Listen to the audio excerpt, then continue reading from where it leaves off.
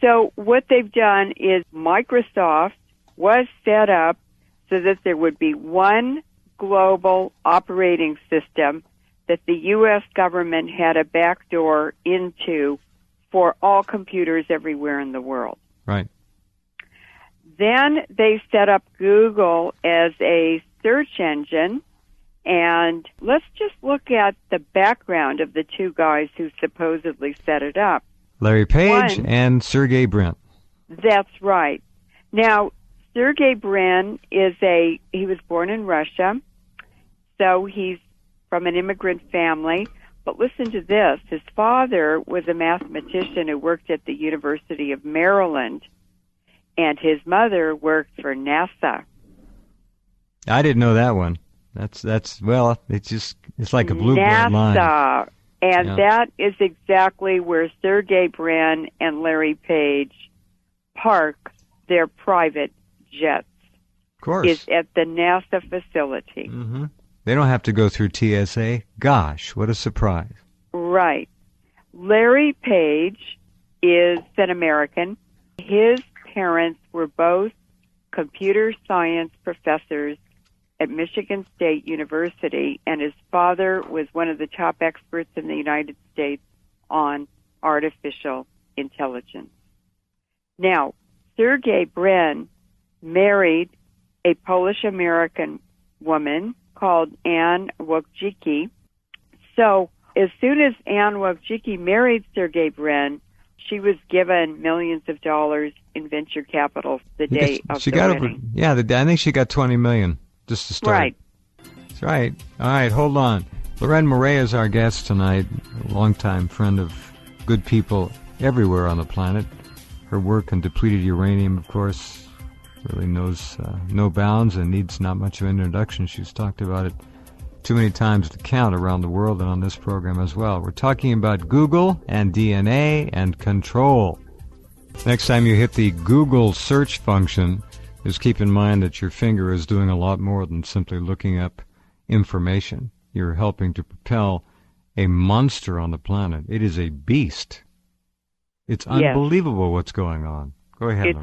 It's unbelievable. And what I want to emphasize is that Google, Microsoft, Facebook, and the social networking websites, all of them. eBay, Skype, Google Mail, Yahoo Mail, PayPal, these are all the same entity. They're all integrated. They get bought and sold and traded around. These are all U.S. Navy and military operations. Now, I know a physicist who told me that they were tracking people in the lab by the electromagnetic frequency emitted by individual's DNA. In other words, every living thing is an antenna that transmits and receives. We're an electrical system, and the DNA in every living thing has a unique frequency and signal. That is what they're using, what they're focusing on, and what they're weaponizing to completely control us. The DNA Human Genome Project was carried out at the Lawrence Berkeley National Lab, where I was a staff scientist for 5 years.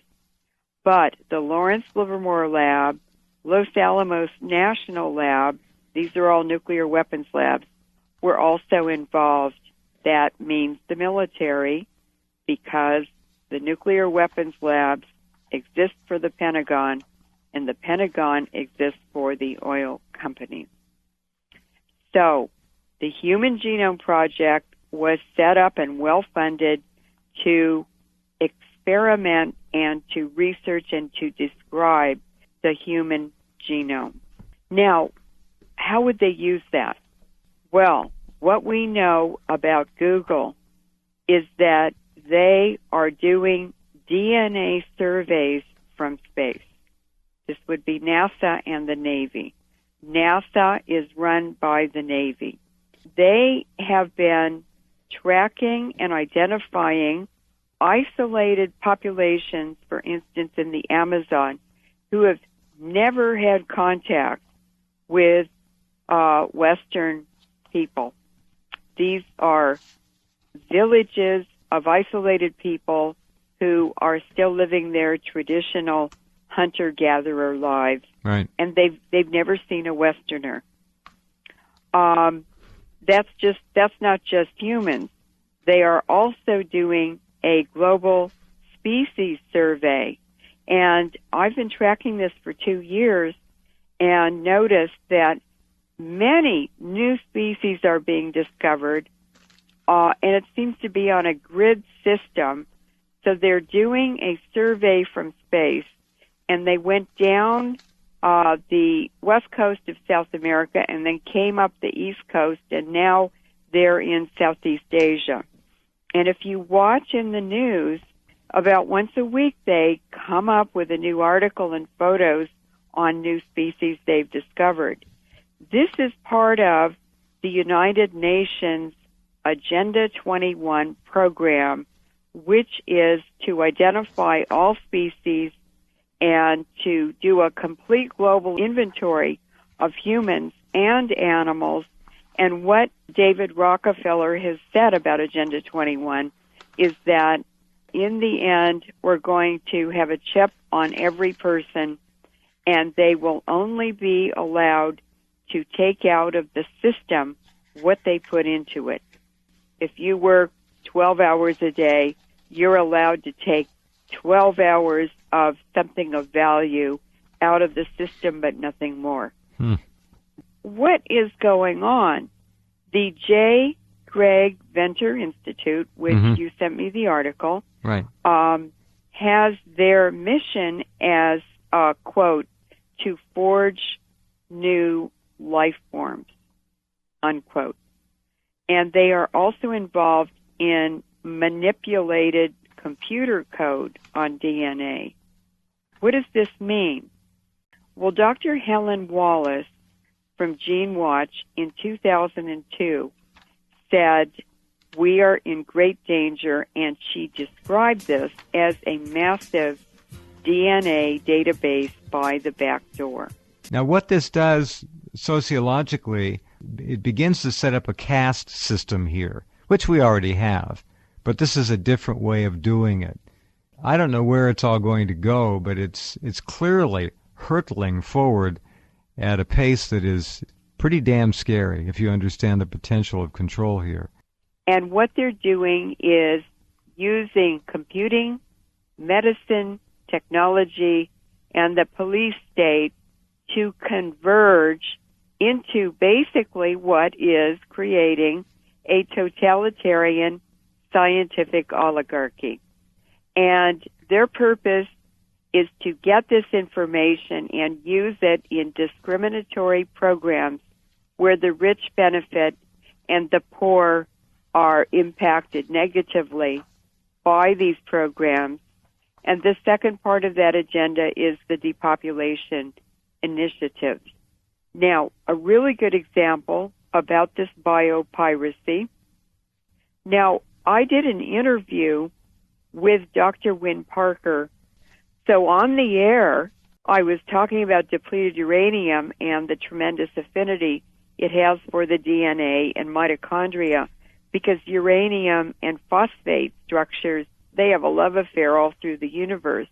And that means that when people are exposed to uranium particles from these wars in Iraq and Afghanistan and Yugoslavia, and by the way, it's over here in 2 weeks in the U.S., and we're inhaling it. Sure, all the time.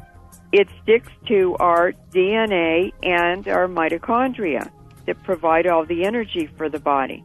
Somebody made the decision to go ahead and use it against the people in Yugoslavia and then Iraq, knowing full well what would happen. And that's a party I would like to see brought to justice, whoever that was. So, as I was sitting there describing all of this to Dr. Parker, and I was talking about H.A.R.P, this is all integrated into the H.A.R.P system, I knew that Dr. Parker, Wynne Parker was not his real name. I knew he was a CIA scientist. I knew he'd worked for the U.S. government, for the Department of Defense, for the World Health Organization, and the UN at different times. And I knew that he was a microbiologist who knew the whole field because he had to advise the government. And so I just said, Dr. Parker, what is the application of this discovery that nanoparticles are transmitters? And he caught his breath, and he said, well, it's to redesign the human genome. That's all, huh? That's all. They're going to create a new species, is what they're talking about here. Basically. It's to create anything they want to. That's right. It's to repeat anything they want to. It's this totalitarian, insane scientific oligarchy that's run by psychopaths, and they think they can do anything they want to. Well, so far nobody's around to stop them, unfortunately. Now, what is transmitting and receiving that's around us?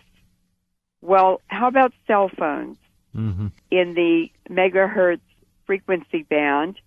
These are some abstracts that I'm going to just read the titles of. This is 1996.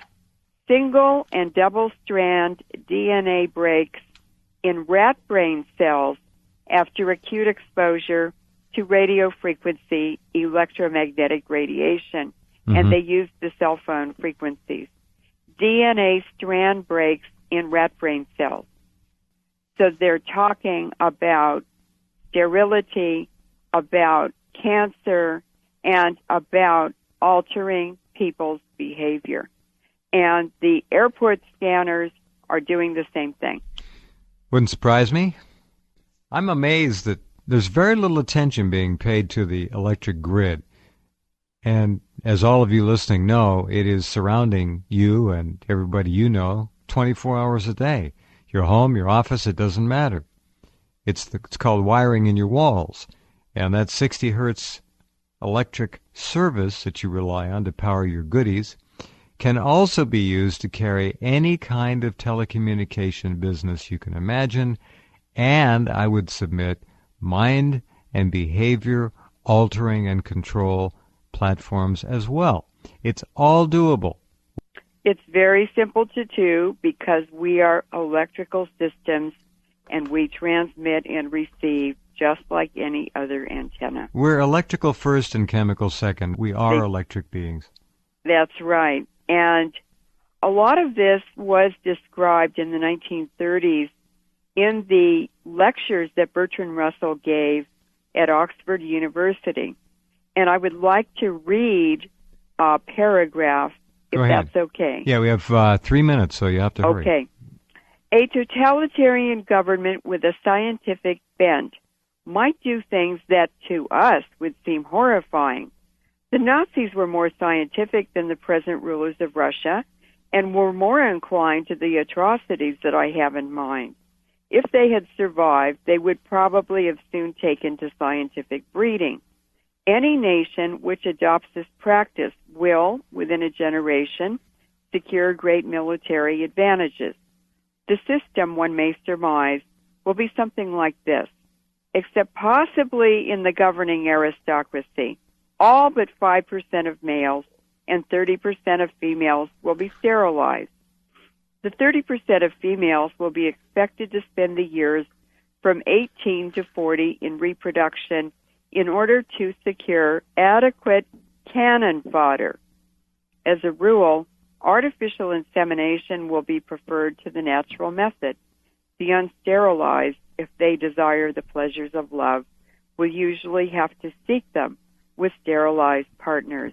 In other words, Jeff, Bertrand Russell's message is that wild reproduction is no longer an option. Yeah. So basically, they have unlimited budgets. They have an unlimited scientific body in universities to do all this research. And today, over 50% of scientific research money in universities comes from the Pentagon.